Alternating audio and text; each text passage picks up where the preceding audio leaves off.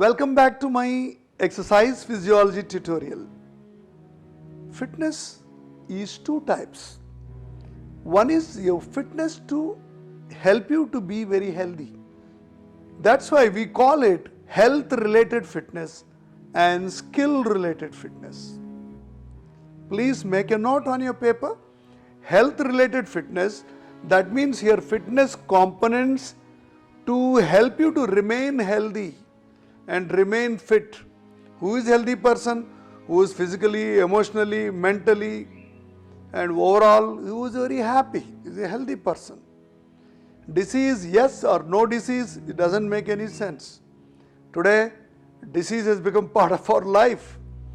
So our aim should be to be fit even with the disease, isn't it? There are so many cancer survivors who have participated in international sports, made Guinness Book records. So what is a health related fitness? These are the components which are required to maintain your health. The first is cardiorespiratory endurance.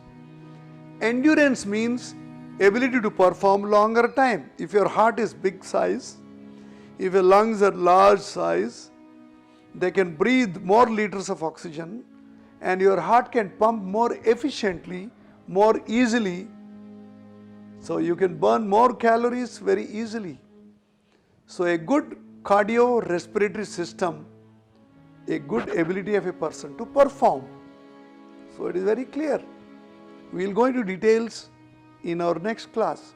Cardiorespiratory endurance. Endurance means ability to perform for a longer time.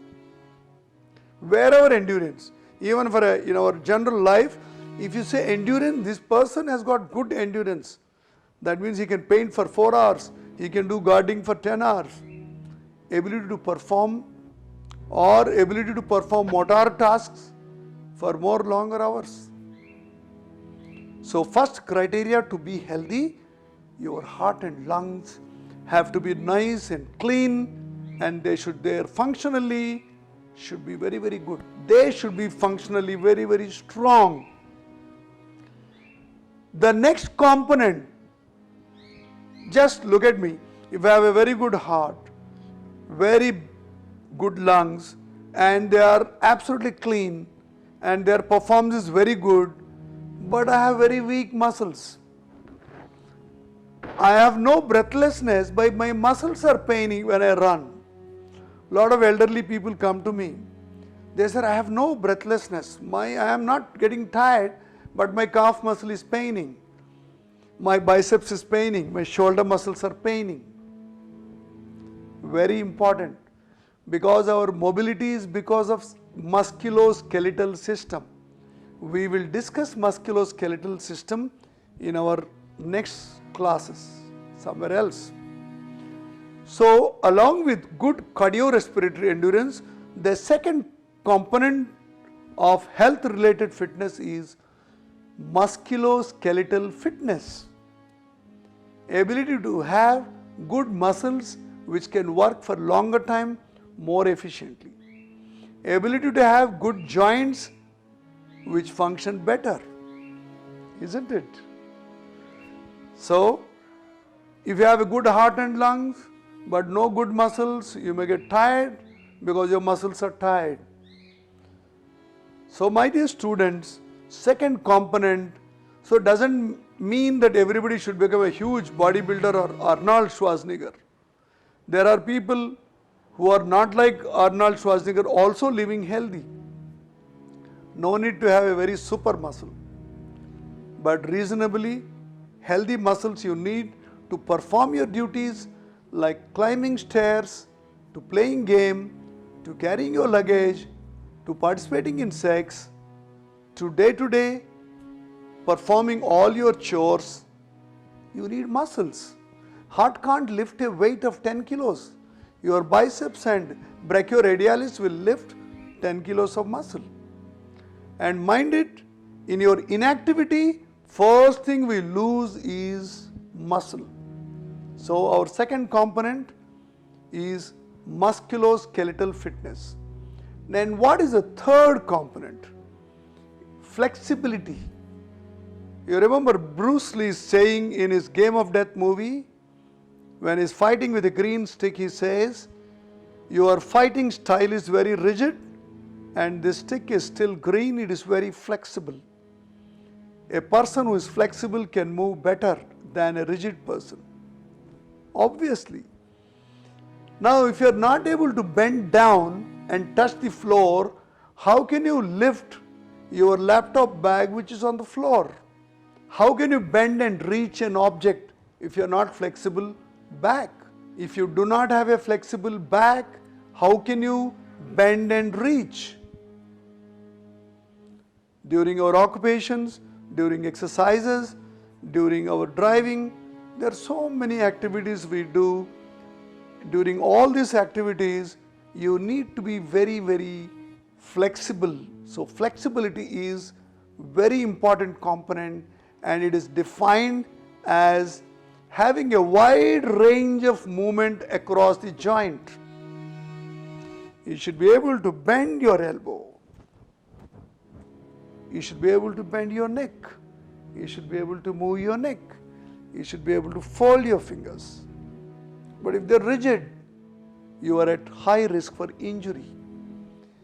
And there are also people who are extremely flexible, hyper-flexibility. Hyper-flexibility, rigidity, both will land up with injuries because these people overdo, these people underdo. That's why flexibility is added in health-related fitness.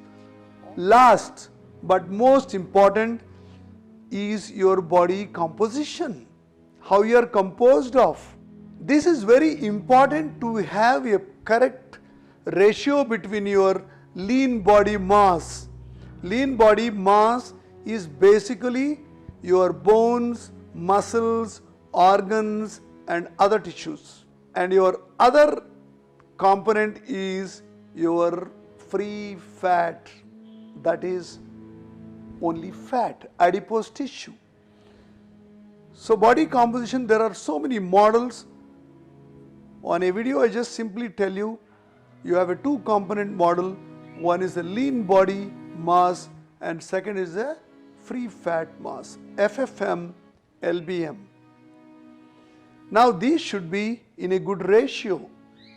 Like an average young athlete should have around 12% to 15% of body fat. A girl should have around 15 to 20% fat.